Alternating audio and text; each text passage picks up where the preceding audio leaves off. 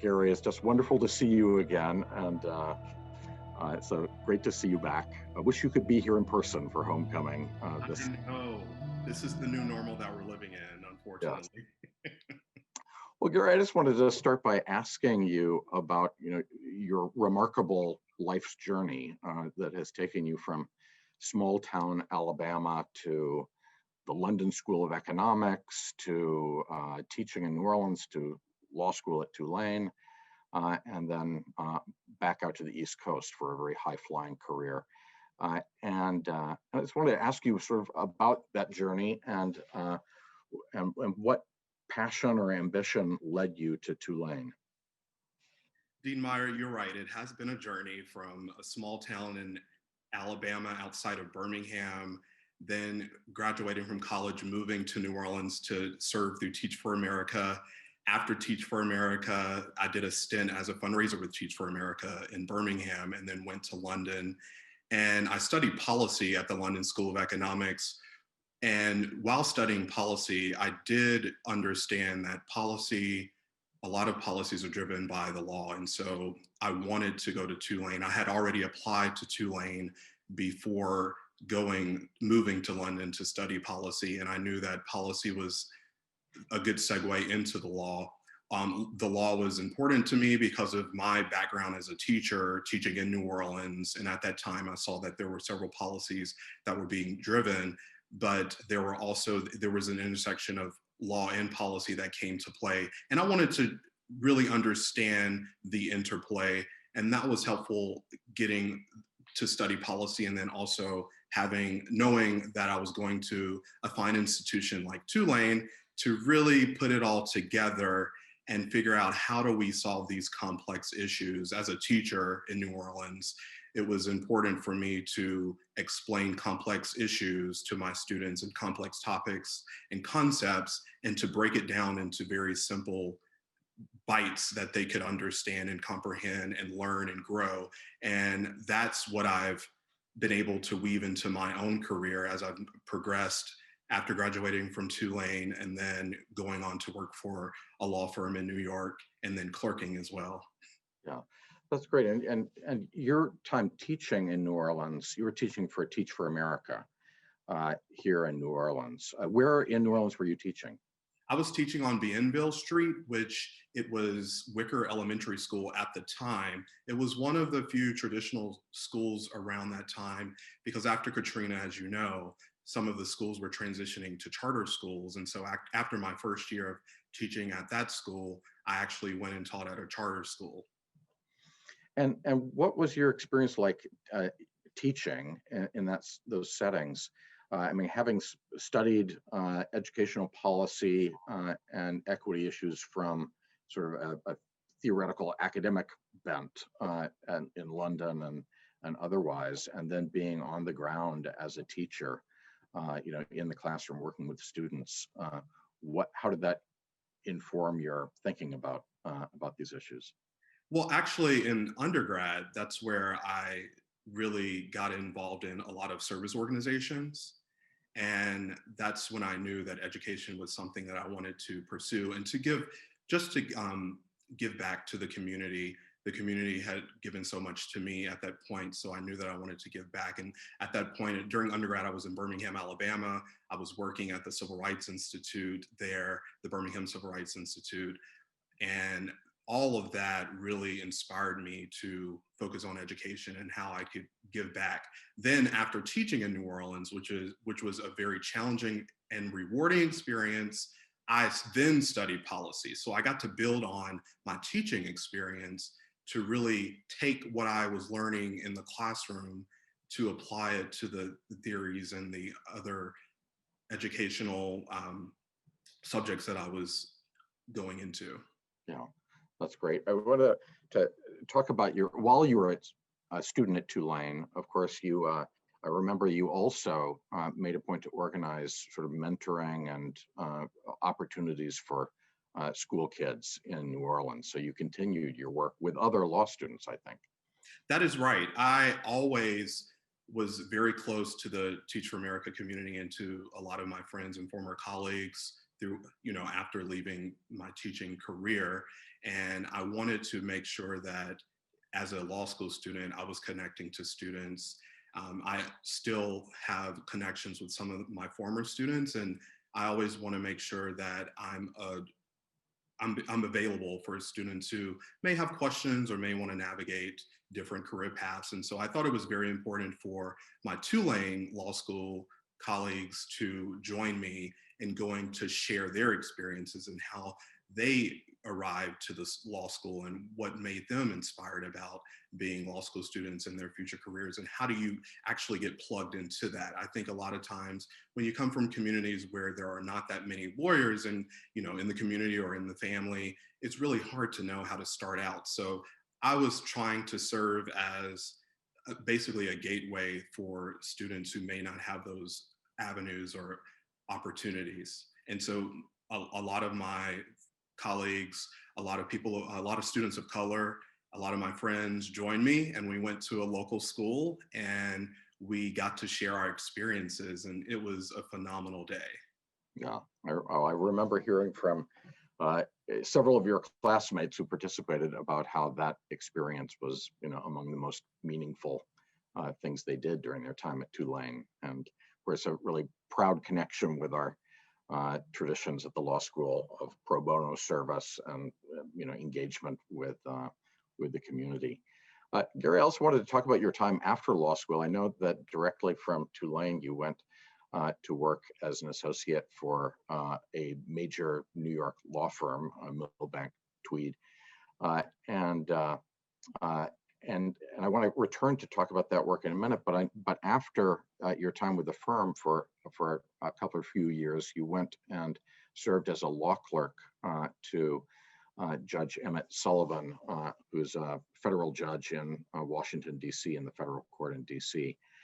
And I just wanted to recall a phone call I got on your behalf from the FBI as you were heading off to your clerkship, asking me to vouch for your character and trustworthiness handling the most sensitive classified material that our nation has because of the role that particular court in Washington, D.C. plays as the magnet for, the most biggest flashpoint controversies involving national security and challenges to, everything going on in Washington. So I wondered, given your exposure to all of those top secret cases, if you'd like to share with our Tulane family, all inside the family, any secretive stories that you worked on. Well, Dean Meyer, unfortunately, I can't share any secret stories, but you worked in that building just like I did, and you're right. My judge, Judge Emmett Sullivan, handled cases of national importance, and I got to learn and be exposed to so many areas of the law that I don't think that I would be able to get through any other experience. And it was great training ground for me to work and see how justice is administered fairly. And Judge Sullivan has a great reputation.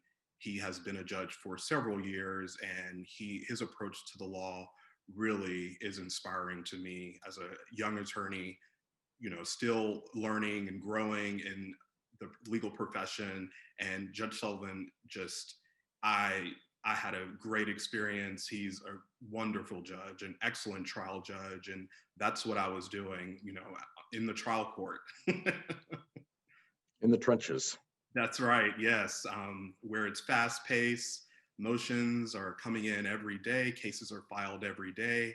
And so it was good for me to get experience as a young lawyer to see how cases progress and just understanding foundationally just the various aspects of the law and procedure. Yeah. And did you get, without revealing any secrets, obviously, did you get some high profile cases coming through your courtroom during the time you were there, the 18 months? Absolutely. It's very interesting. Most of the cases that I'm sure you can just Google or you can look on New York Times or Wall Street Journal, most of the cases in that court are just always coming in not daily, but ever so often they're covered by national news organizations. So it was an important role that I played, and I was glad that I was able to use my education at Tulane, a fine institution, to know that I had the foundational skills and the confidence to go into this role and be comfortable and know that I was able to play a part and help Judge Sullivan in administering justice fairly. That's great. I wanted to return briefly to your time before your clerkship when you were at Milbank, and to a really significant pro bono case that you worked on back relating to your home state of Alabama and to a major school desegregation case. And so could you share sort of the nature of that case and your work on it? Absolutely. At Milbank, I was allowed to work on a pro bono case. And one of those cases, it was in partnership with the NAACP Legal Defense Fund. And I was working as a fellow at that time on a case. It was a school desegregation case that got a lot of national press. And it was a school district, Gardendale, Alabama, which is just outside of Birmingham, Alabama. And several, as you know, there are several school districts that have been under school desegregation orders because of the issues in our country from the 1960s and dating back around that time. And this was one of the cases that was still lingering on the docket, and I was able to assist the NAACP Legal Defense Fund in preparing for the trial. It was a bench trial before Judge Heikkila. She is also a Tulane graduate. And we were successful in part at the trial level, and then it got appealed to the 11th Circuit. And another judge, Judge Pryor, he's also a Tulane grad, ruled in our favor. So we ultimately prevailed in allowing for students to have opportunities to attend Gardendale, students outside of Birmingham to attend the Gardendale School District without them creating a system that was not fair and not allowing Black students in particular to go to that school district. Well, an enormously proud story for me and for Tulane to have all of these key players from Tulane, you and Judges Heikkila and Pryor, but also a really, I think I understand from you, a significant case personally for you, and because your father, I believe, was somebody as a child who did not have the opportunities that children today we hope have. That's right. My father, he grew up in Jasper, Alabama, like me, and at that time he was going to an all-Black school, and he went to an all-Black school up until middle school, and he was one of the first Black students to go and integrate at one of the white schools in the city. And he, remembers that story. It had a profound impact on him. And it's, you don't want to have those type of children should not have to go through those type of feelings to feel inferior. And thankfully, the Supreme Court in Brown made sure that segregation is not equal at all. No. Well, justice, we know, sometimes works too slowly, but it's in the end, at least, an amazing and gratifying story that your father's son was able to play a key role in opening up educational opportunity for more students like him in Alabama. Gary, I wanted to close by talking about something really extraordinary that you did as a law student at Tulane in your third year of law school. You and a classmate, Robert Waldrop, as 3Ls at the law school, came and volunteered that you wanted to establish an endowed scholarship at Tulane that would support first-generation students coming to the law school who would add to the diversity of the school. And I remember the first time you shared that with me being sort of agog at your willingness to consider this extraordinary thing that most alumni would not be thinking of while they're still students. And that scholarship which you and Robert have in fact went on to establish and continue to support with the support of many others as the Walter Crosby Endowed Scholarship is in fact bringing enormously talented students from diverse backgrounds to the law school. I wanted to ask you sort of what inspired that extraordinary act of philanthropy. Yes, and I just want to take this time to say thank you for your encouragement and allowing us to get this started. But yes, I, along with Robert Waldrop, one of my classmates at the time, 2016, right before we graduated, we wanted to create a scholarship and a mentorship program that allows students from disadvantaged backgrounds and from backgrounds that are unrepresented, several groups that are unrepresented, to have an opportunity to attend a fine institution like Tulane University Law School. And we set up the scholarship with the support of you and so many others, Alan Stone, a partner at Milbank, and his wife, and so many other people from literally across the country and the world to create this scholarship that provides those opportunities.